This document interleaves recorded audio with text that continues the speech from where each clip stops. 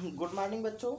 यहाँ पर देखिए बताएंगे ये कक्षा 11 रसायन विज्ञान में सेकंड पेपर में ये है। पहला चैप्टर है अपचयोपचय अभिक्रिया, जिसे इंग्लिश कहते हैं रेडॉक्स रिएक्शन। तो बच्चों यहाँ पर हम लोग जानेंगे रेडॉक्स रिएक्शन होता क्या है या अपचयोपचय होता क्या है। तो देखिए यहाँ पर अपचयोपचय का मतलब होता है कि अपचयोपचय का मतलब होता है जिसमें ऑक्सीकरण और अपचयन दोनों होता है, या जिसमें ऑक्सीडेशन होता है और रिडक्शन आता है। ऑक्सीडेशन और रिडक्शन दोनों होगा।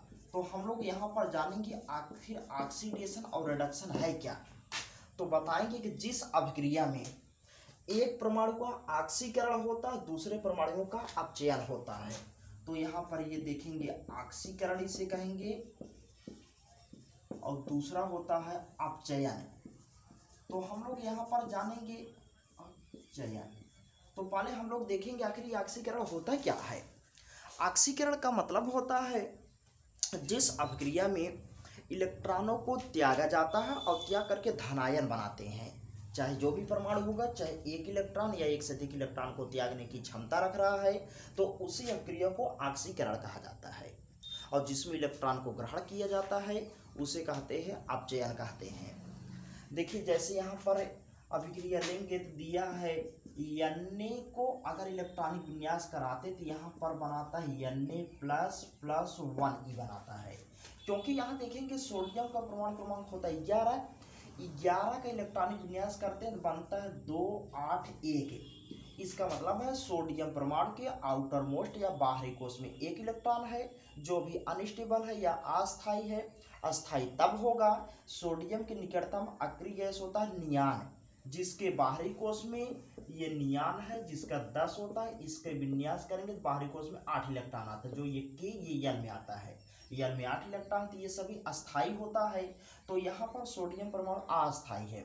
अस्थायी तब होगा जब बाहरी कोश में 8 इलेक्ट्रॉन होगा। अब 8 देखिए कब होगा, या तो एक में हम 7 इलेक्ट्रॉन को जोड़ लेंगे तो फिर भी इसका बराबर हो जाएगा 7 1 8, या तो अगर हम एक इलेक्ट्रॉन को छोड़ देंगे फिर भी 8 है। अब देखिए बाहरी कोश एक है, लेने के लिए हमें 7 इलेक्ट्रॉन की आवश्यकता पड़ रहा है, लेकिन छोड़ने के लिए एक इलेक्ट्रॉन को 7 इलेक्ट्रॉन को ग्रहण करने में ऊर्जा बहुत ज़्यादा लगता है, जबकि एक इलेक्ट्रॉन को त्यागने में कम ऊर्जा लगता है। इसलिए यह परमाणु जो होता है सोडियम परमाणु 7 इलेक्ट्रॉन को नहीं ग्रहण करता है बल्कि एक इलेक्ट्रॉन को त्याग देता है।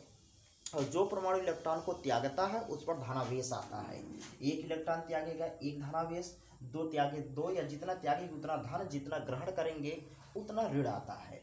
तो यहाँ पर एक इलेक्ट्रॉन त्याग दिए तो इसका विन्यास कब बन जाएगा 2 8। एक इलेक्ट्रॉन त्यागा है तो यहाँ देखिए सोडियम का परमाणु क्रमांक 11 था। सूत्र होता है Z = P = E। इसका मतलब ये है Z माने परमाणु क्रमांक है, P माने प्रोटॉन है, E माने इलेक्ट्रॉन है। अगर किसी भी परमाणु पर कोई आयन ना हो तो जो परमाणु क्रमांक होगा वही इलेक्ट्रॉन होगा। तो सोडियम का परमाणु क्रमांक 11 है, मतलब 11 इलेक्ट्रॉन है। 11 इलेक्ट्रॉन में एक इलेक्ट्रॉन को छोड़ दिया है तो यहाँ पर बचा है 10 इलेक्ट्रॉन। इसका मतलब यहाँ से यहाँ पहुँचने में ऑक्सीकरण हो रहा है। अतः जिसमें इलेक्ट्रॉन का त्याग होता है उसे ऑक्सीकरण कहते हैं।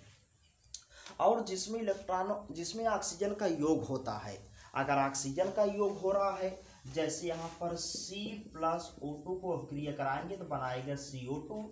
अब यहाँ अभिकारक से उत्पाद जाने में ऑक्सीजन का योग हो रहा है। अगर ऑक्सीजन का योग होगा तो उस अभिक्रिया को भी कहा जाता है ऑक्सीकरण कहेंगे। और जिसमें हाइड्रोजन का वियोग होता है या हाइड्रोजन का टूटने या निकलना होता है। इसी प्रकार से ऑक्सीकरण का विपरीत अपचयन में या रिडक्शन में होता है। इसमें जैसे हम देखेंगे सल्फर परमाणु है, सल्फर का परमाणु क्रमांक होता है 16। इसका इलेक्ट्रॉनिक विन्यास करेंगे 2 8 6 होता है। माने ये केम होता है यल में, यम में 2 8 10 6 16। अब बताइए इसके निकटतम अक्रिय गैस होता है आर्गन, जिसका 18 होता है 2 8 8। इसके बाहरी कोश में 8 है जो अस्थायी है, इसके बाहरी कोश में 6 है जो अस्थायी है। अस्थायी तब होगा जब इसके बाहरी कोश में 8 इलेक्ट्रॉन होगा, या तो ये 2 को जोड़ देगा फिर भी 6 तो 8 हो जाएगा, या तो 6 इलेक्ट्रॉन को छोड़ देगा, फिर भी देखिए 8 है। तो देखिए ग्रहण करने के लिए 2 इलेक्ट्रॉन की आवश्यकता है, त्यागने के लिए 6 इलेक्ट्रॉन, जो कि 6 इलेक्ट्रॉन को छोड़ने में ऊर्जा ज़्यादा लगता है। इसलिए सल्फर परमाणु जो होता है 6 इलेक्ट्रॉन को त्यागता नहीं है, बल्कि 2 इलेक्ट्रॉन को ग्रहण कर लेता है। इस प्रकार जब ये 2 इलेक्ट्रॉन ग्रहण करेंगे तो इसमें हो जाएगा 2e-, उत्पाद बनाएंगे सल्फर प्लस 2 इलेक्ट्रॉन, मतलब सल्फर ने 2 इलेक्ट्रॉन को ग्रहण कर रहा है तो इसमें बन जाएगा सल्फर डबल माइनस। अब इस प्रकार देखेंगे सल्फर का परमाणु क्रमांक 16 था, इसका मतलब यहाँ पर 16 इलेक्ट्रॉन है। यहाँ सल्फर आयन का मतलब 2 माइनस है, 2 माइनस का मतलब 2 इलेक्ट्रॉन ग्रहण किया, तो 16 2 18, इसमें 18 इलेक्ट्रॉन होगा, इसमें 16 होगा। जब इसे जोड़ेंगे तो इसके बराबर होगा। इसका मतलब यह है सल्फर परमाणु से सल्फर आयन में बनने के लिए अपचयन होता है, क्योंकि सल्फर परमाणु सल्फर आयन तब बनाएगा जब 2 इलेक्ट्रॉनों को जोड़ेगा, अतः इलेक्ट्रॉन को ग्रहण करेंगे। किसी भी अभिक्रिया में इलेक्ट्रॉन को ग्रहण करने पर अपचयन होता है और इलेक्ट्रॉन को त्याग करने पर ऑक्सीकरण होता है। इसमें इसका विपरीत हो जाएगा, माने CO2 से कार्बन प्लस ऑक्सीजन बनाएंगे तो बन जाएगा अपचयन हो जाएगा। जैसे अगर CO2 को हम अभिकारक बना देंगे, इसे उत्पाद कर देंगे, माने इसके उल्टा जो होगा अपचयन हो जाएगा। तो जिस अभिक्रिया में ऑक्सीकरण और अपचयन दोनों साथ साथ होता है उसी को कहा जाता है अपचयोपचय या रेडॉक्स अभिक्रिया। मतलब यह हुआ कि अपचयोपचय अभिक्रिया वह अभिक्रिया होता है जिसमें एक परमाणुओं का ऑक्सीकरण होता है, दूसरे परमाणुओं का अपचयन होता है, या ऑक्सीकरण अपचयन दोनों एक ही अभिक्रिया में होता है, उसी अभिक्रिया को कहा जाता है ऑक्सीकरण। अपचयोपचय कहेंगे। जब इलेक्ट्रॉन त्याग होगा तब ऑक्सीकरण कहेंगे, इलेक्ट्रॉन ग्रहण होगा तो अपचयन कहेंगे। और जिसमें ऑक्सीकरण अपचयन दोनों साथ साथ होता है उसी अभिक्रिया को कहा जाता है अपचयोपचय या रेडॉक्स अभिक्रिया। नोट कर लीजिए।